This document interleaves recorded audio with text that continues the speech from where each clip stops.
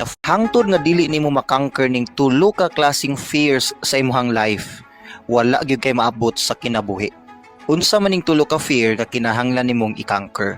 Number 1, the fear of failure. Kanang tao naagi kahadlok ma-fail. Mahadlok ta katawan, mahadlok ta yaga-yagaan, mahadlok ta i-down sa mga tao, ka-fail ta. Pero hinumdumi nga part gyud ang failure sa imong progress. Dili ka mo mature, dili ka mo grow, dili ka mo go higher sa imong level kung dili ka ma-fail. Murag bata ba nga nagpractice og bisikleta, the more siya magsikatumba, the more siya makarealize og magkat-on og lessons. Part gyud ang failure sa atong pag-mature, sa atong pag-grow. In fact, daghan kay tag lessons nga makatunan pinaagi lang sa failures.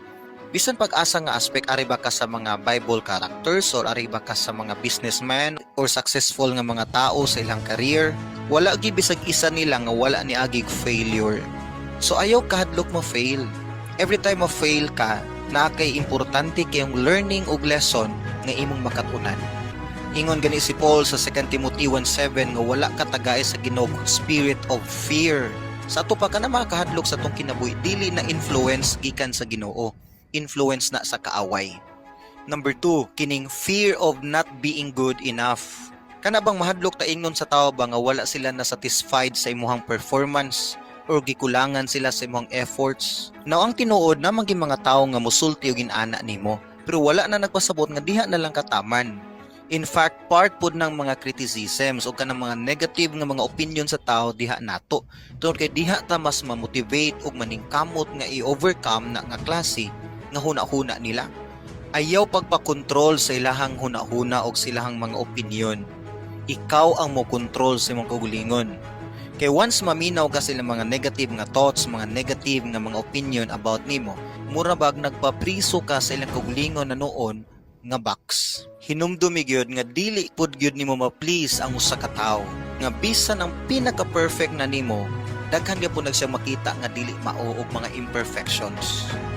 Masabot na nga matag usa ka tawo lain tag standard sa atoang best.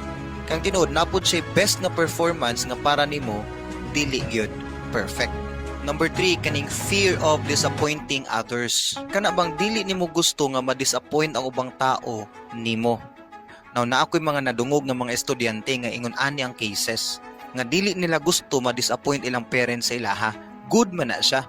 Pero naay mga estudyante nga mura banog na priso na sila sa expectation sa ubang tao nila. Kana bang kung ang bata dili maka-perfect sa iyang score, kasab-an og maayo, naay mga parent nga mo pressure og maayo sa ilang mga bata nga mura na sila perfectionist noon sa ilahang mga estudyante. Ug ang negative usay nga impact ana sa mga kabataan, mura bag wala na sila freedom ug wala na sila joy mohimo sa ilahang gusto tungod kay gihimo na nila tungod sa mga tao nga taas kay expectation sa ilaha. Naisip mga estudyante importante nga mutahod ta sa tong parent ug ibalik nato nila ang ilang gi-expect pud nato. Pero para sa mga parent dili pud maayo nga mura bag i-pressure ug pukaon natog maayo ang mga estudyante nga mura bag i-control na nato sila para ma-please ta sa ilahang performance. Tagay pud sila freedom. Sulti sila nga okay lang ma-fail panagsa. Okay lang marong panagsa. Kay part gyud ang failure, part gyud ang disappointments sa atoang improvement. Ang goal nato din hindi man magstay sa atong mga failures, dili man mag-focus sa negative thoughts sa ubang tao.